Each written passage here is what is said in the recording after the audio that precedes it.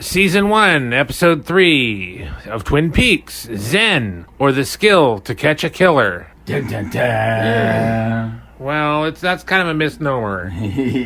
Because it's basically the soap opera continues. Yes, the investigation continues. Well, the soap opera of the hotcha waitress with two loser guys that she's fucking or whatever. One's married, the other one's the loser boyfriend football player, and I'm gonna just roll with it. Go for it, man. After seeing Eraserhead, I've been kind of leery of coming back to watch Twin Peaks because I don't think it's all that everybody thinks it is. That it's as deep or wondrous as I would like to think that in Twin Peaks: The Return, everything comes together. You know what I mean? Because in the first and second season, all I remember is that nothing ever really materialized. It was just a weird show to watch, and because everybody else didn't know what the hell you were talking about, especially in a small town like this. Yeah. And then, oh wow, what's this? And But I'm a little more analyzing of things and more than just letting it gloss over and loving the aesthetic of it. Plus, Laura Flynn Boyle's chicken legs really bother me. And you are such a shallow Hal, man. Wow. I don't think so. In fact, I know so. I'm just saying, there's an aesthetic quality to things, and they get it right in so many other areas, and then they just kind of, whatever, with everything else. Well, they put on a glamour instead of, and it kind of deflects from the story. I mean, I'd like to know why he was throwing rocks at people, or a bottle, and then what did that have to do with everything? Oh, that was the Tibetan art of the Zen. Yeah, but still. It was between the information and the spiritual connection and da-da-da-da, and it guided the rock to the bottle. DeForce? DeForce. The spiritual, the chi, the vril. The Zen. The chi, the vril, the prana. Yeah. Oy. So, but it broke with the guy that it didn't matter. It was absolutely nothing. The one that actually hit the bottle and broke it. It's just, what's his name? The detective just being weird because he's a weirdo. And that too, I think a lot of the whole story is on Kyle there to be weird and to look like a 12-year-old boy. Yeah. And to be just this on fascination of, nature and coffee. Mm-hmm. And it's just it's already wearing thin for me. Well, something has to kind of develop, move forward. I don't need the killer. I'm not like what Bob Iger thinks that you need to explain the killer away. But something more needs to happen, or something needs to congeal or coalesce. Well, it's only the third episode. I'm just saying. And things are still unfolding. You're still getting to know everybody. You're still getting to kind of get a feel for what this even is. Wait. I kind of know everybody. The crazy bitch with the one eye, she's the crazy bitch with the one eye. And everybody else is kind of just, like I said before, it's a box of gerbils. And the only one that ain't getting any gravy seems to be Agent Cooper. Right. And it's just this kind of a thing that's looking at this. But I think this is also more of like the ink blot test. After you stare at it for too long, you impose what you think it means instead of what it may actually mean. Because it may actually mean nothing. Isn't that a point of the Rorschach test? Is for you to impose what you think it means? I'm just saying it doesn't. On the ink blot? I think it means nothing. Nothingness. It is a masturbatory delusion of a director who somehow was able to work a TV show in after his second film, which was far better than his first film, and the failure of his third film, which actually is better than the remake. I went Elephant Man, Dune. Yeah. Talking about Eraserhead. Elephant Man, Dune. Well, he went from Eraserhead, which was more or less... I got the impression it might have even been a student film. It wasn't even like feature, but it was an independent thing that took it was quite a feat just getting it finished, and then he does Elephant Man and Dune, which were for major studios, And Elephant Man which was different from hugely successful in the telling of the story. Yes. But it was an adaptation of but the still, stage play and the life of Merritt. It's still which, just a great film, a great period piece. And the same is, the same, Dune was the same thing. It was an adaptation of the classic novel that he directed. I don't know. And there's a 10-hour cut somewhere? Yeah, 7, something like that. Yeah. No, I heard that the first cut of Dune, when they finished it, it was like 7 hours, 7.5 hours. I heard it was... Or, upwards of 10, yeah. And they cut it down to the 2.5 hour thing that they released, and, it's very disjointed. It still kind of makes sense, but it's not They could have made a trilogy out of it, but no, totally. Back in those days, no, that wasn't a thing. You're not Star Wars. We can't edit it into 3 films. Do you know what that's going to cost for distribution? And it wasn't a thing. Yeah. But I'm just saying, with the show, I look at it very differently now. Instead of fond reverence from when I was a kid, watching something I probably shouldn't have watched. Yeah. To looking at it through a grown-up lens. Yeah, it's just a bunch of people fucking each other and kind of quasi-mystical or good and evil aspects to it. And it's got the whole, look at this rural setting through David Lynch's lens. Yeah. And David Lynch was a weirdo. He did weird things just to be weird. Yeah. And some of it is just weird just to be weird. Yeah. But does it really drive the story? Exactly. That's what I'm saying. I find it oddly compelling. It's fascinating. It's just so bizarre and weird and kind of just, like you said, this elevated reality that they've created for it. Yes, but it has to live up to that. But yeah, it has to have some meat on those bones. Yeah, because it's got the bones. Yeah, let's flesh it out a bit. Yes, and you got to figure that at the time it was unconventional. It's still unconventional. Yeah. As far as like a television show, especially broadcast TV on a network.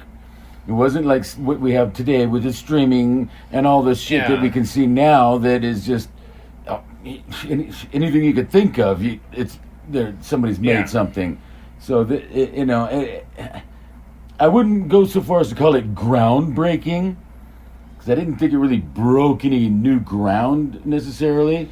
No. But it was unconventional and different, and you could say that not about your so many typical TV fare. You could say that about Outer Limits. Oh, yeah. All that stuff. Yeah. So it's to me it seems more of like in that vein of a Outer Limits or Twilight Zone or that maybe didn't have enough steam to do in the story to tell all that it could, or they had a chance to flesh it out and they never really.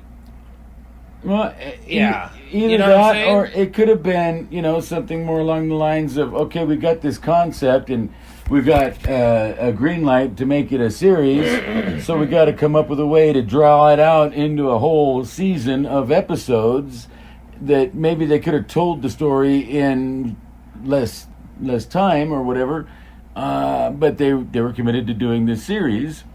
That's kind of what happened to the Prisoner. Yeah. It was pitched as a 5-hour miniseries. And they liked the idea so much, they said, no, we're going to turn it into a whole season. We'll do 26 of them. And they made it up to 17 before it fizzled out. But, there were filler episodes in The Prisoner. They were clearly fillers. Yeah. Just to keep it going for the week. And that kind of weakened it, those ones, And I think that this one is kind of similar to that. They're trying to make it so they could drag it out through a whole season. So a filler episode. And it's only the 3rd episode, and we're already starting to see that in it. Yeah. And really, I did not really watch this show enough to really get what it even was about. I'd heard about it and this and that, but I didn't catch it from the beginning, and I tried to watch it. I didn't understand what was going on, and I figured, you know what? No, this is one of those you got to see from the beginning. Obviously, it's serialized. It's not episodic. You know, like every episode, you can just drop into any week and just start watching. You got to catch it from the beginning, or you get lost. And you got to pay attention or you get lost. It's like, how did they end up here? Wait a minute, what just happened? Yeah. You know, so it is, but... And just because we like a director or he's weird doesn't mean we can't critique it, that it needs a proper critiquing. No. It just doesn't get a pass just because. No, we're just calling it like we see it. Yeah. And, I mean, yeah, I'm a fan of David Lynch's, but... Some of his stuff is way better than others, and some of his stuff is just like, whoa, really? You know, I mean, like Wild at Heart, it was no Blue Velvet, man. I'll tell you that. Blue Velvet was his, like I say, his magnum opus, and everything he did after that just kind of paled by comparison. Or do you think this? Except for Laura Dern in Wild at Heart, you know. Or do you think this is like getting towards that apex of that movie, Blue Velvet? I think there was... Momentum building. I'm not sure if Blue Velvet was done before this film or not, for this series or not. I think it was. Oh, wow. But there's something about this Twin Peaks that... It's interesting. Is oddly... Yes, but you could, like, I've been able to disassemble it into these component pieces, which is fine, but you have to have something more than just a structure. And you got to figure too that this was a collaboration with David Lynch and you can tell when the other guy who was more of a police procedural, yeah, you can see where his parts are definitely in there. Yes. Yeah, and then you see David Lynch's hands all over it. Yeah. And that's where the weirdness comes in. But, I mean, really, some of it just seems like it's weird just to be weird. Yeah. Which is total David Lynch, and you can either appreciate it for what it is like that, or not. I said, I would have appreciated it better before seeing Eraserhead. Because that was kind of like, okay, so this is his shtick all the time. Yeah, because that was his... That was his baby. Him. Yeah. That was his baby, right. So you see, like I said, Elephant Man or Dune, it's not his original script. It's not his original story. Then when you see, like, Blue Velvet or, like, this Twin Peaks, I don't know how much of this series was David's original idea, or if it was the other guy, what's his name? But you see Wild at Heart, and you see these other things that he's done that are totally all him. And they're bizarre. He's got a thing about... But not as bizarre as Eraserhead, man. So, would you say that he's a misogynist? The way he fixates and fetishizes women? Fetishizes? I wouldn't... No, I don't think he's a misogynist, because he doesn't... I'm just saying that for the audience, because I don't... Because, you can like women, and you're called a misogynist because... You like women. Yeah. You're a total pro-V, but it's just, you're a bad person. Well, fuck all that, too. No. Misogyny's not like that. It's different. And I wouldn't call him a misogynist. He kind of objectifies and glorifies women. Well, definitely the objectification. Misogynist is like... What's a misogynist? They undervalue the women. Well, that's all the guys that are fucking the gals. But, I mean, like, misogyny is like it looks at women as if they are less than. You don't see that undertone in any of these characters, or all of them. It's almost a cartoonish portrayal of misogyny. I don't think it's like that with all of them. I could see it in a few of them, but they're kind of not stereotypes, but archetypes of these, personality types. The henpecked husband. Yeah, that, and the dissatisfied wife, and the waitress that you can go confide in when the eye patch lady is getting to be a bit much for you. Is that what they call it? Is that a nice euphemism? Confide. Wow. Wow. Confiding. Yeah. You have a little confidant, you know. Well, I mean, she's way too old, but And I mean, it's depending on how confident you are. Your confidant might just be your friend. You know, you could run into the arms of whatever. But then they don't want to let go, so... Right. Well, maybe not. Maybe she's just there to make you feel better right now in this moment. Uh-huh. Yeah, I've heard that before. and she'd be glad to get you a cup of coffee in the morning. Well, I don't drink coffee. But anyway. So... Slice of pie. Well, that was... Yes, but that's another euphemism. Anyway... No, really? So yeah, that's kind of where I am with Twin Peaks, because you did ask me, you're like, oh, you don't really want to go. I'm like, I'm like, I kind of don't want to watch it anymore. I'm oddly fascinated by it. I mean, I'll watch it with you, but I'm not going to be all. But you know, I was oddly fascinated with the first few weeks of Lost, and it fizzled out. I'm just saying. And I mean, it could become something that would be comparable to that, where it just seems like it's going somewhere, but it doesn't. Yes. All roads lead to nowhere. You know, we're on the road to nowhere. All right. Come on inside.